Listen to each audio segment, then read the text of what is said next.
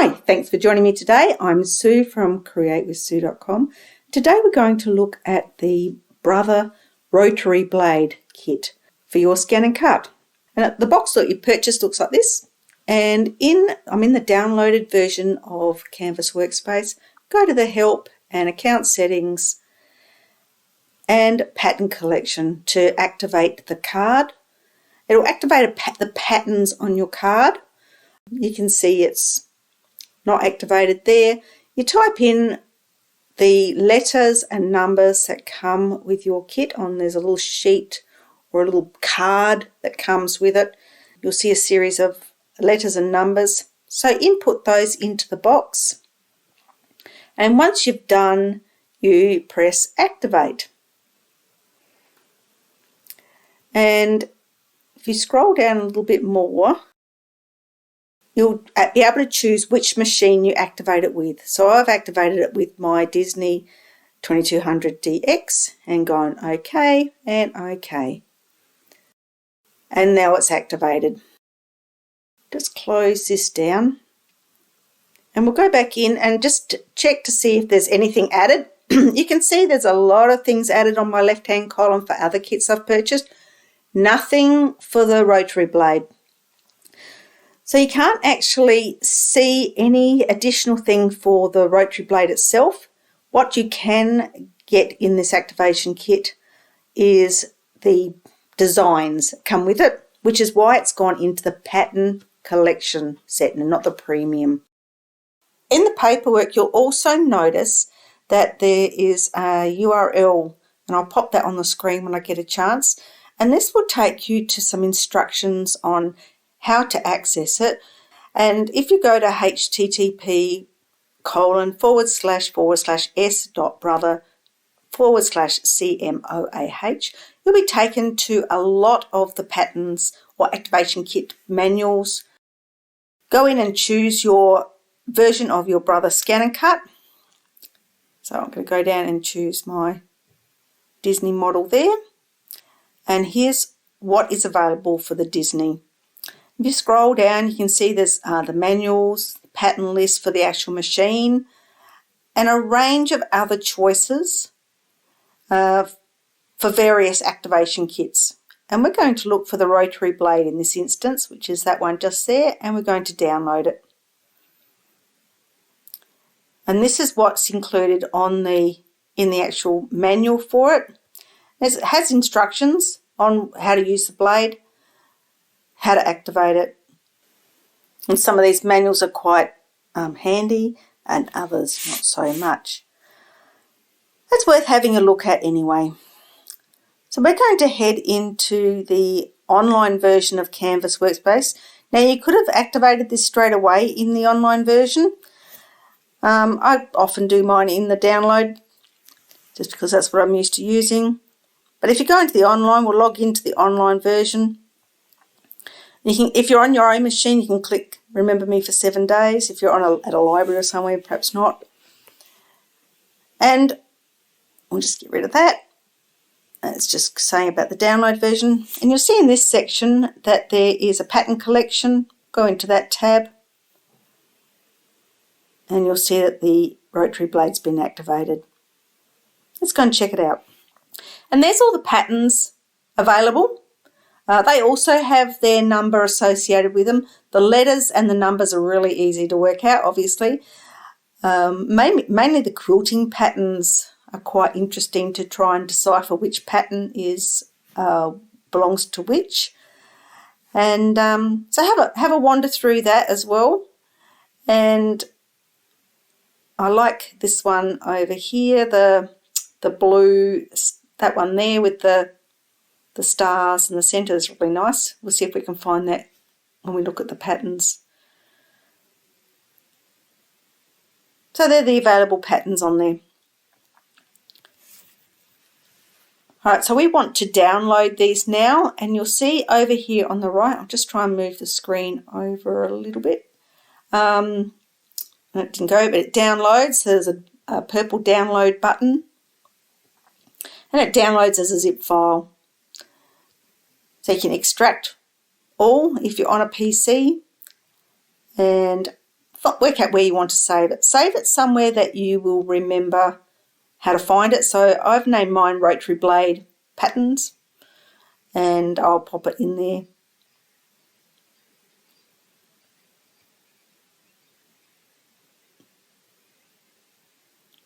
Rotary Blade Patterns. And we'll save it into that folder so I know. Now I'm saving it directly onto my PC at the moment, but I will transfer that to the USB. So I'll extract, make sure it says the destination that you want, and go extract. And if you click this, it'll take you to the destination folder straight away once you've finished extracting. It'll open it up and you can see what's in there. You can see there's 3, right at the top there was 3 different manuals. I'll just scroll back up in a minute. There's lots of files in there. Don't try and open them really on your PC because they're not really files for your PC. However, these ones at the top are PDFs and they will open, come in different languages, and I've opened the German one. It's marked as English. And there's the English one. So you can see which one's English because it's marked as EN for English. I just didn't look hard enough. And that's what's included in these instructions as well, which is another handy thing because it also has the pattern numbers on it and the different pattern pieces, how they go together. So it's a bit of a guide. Once you go in, you'll notice that there's that blue one I quite liked. When you go in and look at the files themselves, you'll notice that they're a little bit hard to work out. So I would recommend working out which design number that you're after and go that way. That little hedgehog's really cute, isn't he? I like him too. And the swan. And I give you a little bit of instructions on how to put these together as well. And the flowers are really nice as well. Some really cute patterns included in the activation kit. So you actually need to buy the Rotary Blade as part of the kit. So you get your Rotary Blade holder and roller blade in it. And also these patterns come as a kind of like a bonus, I guess. You get some patterns with it. And this one's really cute too. I like that one too. The little elephants and everything. It's quite cute. And you can put, obviously, that's Alex, but they give you all the letters. So you can create your own lettering for the names that you want. So we're going to send this to the USB because it needs to get transferred. So I've right-clicked it and gone to Send To, and I've got my USB in, and Send to USB. Once it's transferred, you can take your USB over to your machine. And I'll just go down, and you should be able to see that here. There they are on the USB stick. USB. Got a few other things on my USB stick too. So I put a lot of my designs, and exactly the same files have gone across.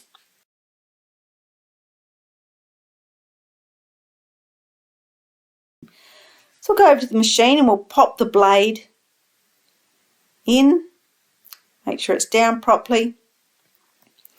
And pop your USB into the side of your machine. And we're going to retrieve the information from USB. And scroll down to what you called it. I'll just go and find what I've called it. Oh, I thought it would have been at the bottom, but it's not. I'll just scroll up a little bit, and there we are, Rotary Blade Patterns.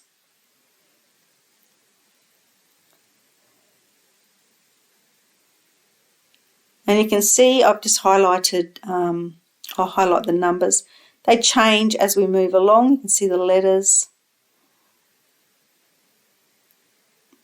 For the lettering in that, it's very easy to work out without using the code.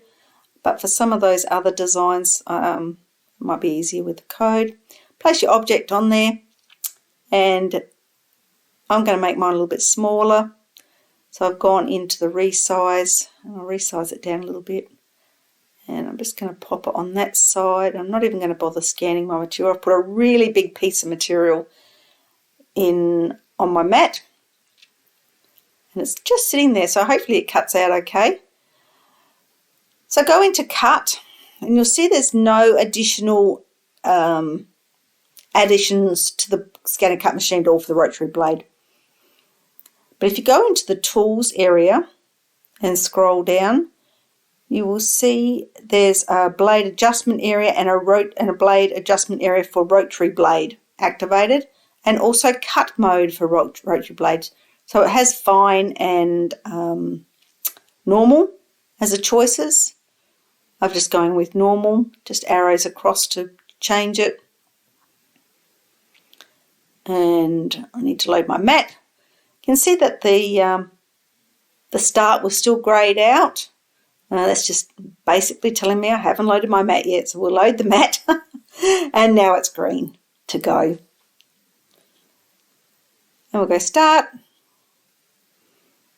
And it's not going to take very long at all to cut the T out. And as I said, my mat wasn't very sticky, and I went, oh dear, how's it going to go? So I've just plonked the material on there, pressed it down, and thought we'll give it a whirl, and we'll see how it goes. And so far, so good. I was actually super impressed with this blade. I don't know if anyone's tried cutting fabric or anything before, but sometimes it's not as easy as just plonking it on the mat. So I can see that some of the little threads have just caught. They haven't quite. I've got no backing on this material, and as you can see, the mat's a bit scungy. So no backing on the material at all, and done a pretty good job. Now I was going to finish my video here, but when I was editing, I realised I hadn't shown you something. So I've come back onto my machine, and if you scroll along the top here, you will see My Collections, and that will actually access your purchased kits from your USB without scrolling through.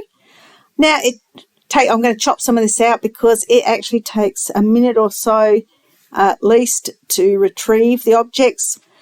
I'm not sure if that's my USB is fairly full or whether that is how it normally happens.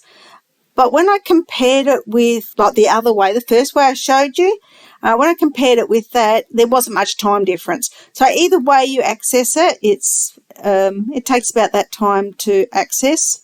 For me anyway, yours might be a different experience. So you can choose going through the USB method or scrolling along the top.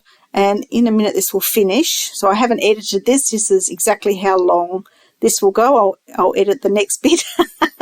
Here it is. And you can see the USB up there, and it just takes you back to what we're doing, what you can see. And you can actually go into the tools and change from a thumbnail size to a full size by just the arrow keys.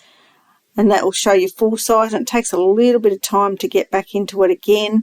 But you can see it's a bit bigger. And this bit I will chop a little bit out probably. I'll just go back, and I just know it's taken a little while to do this again. And there you can see the larger viewing if you want it larger.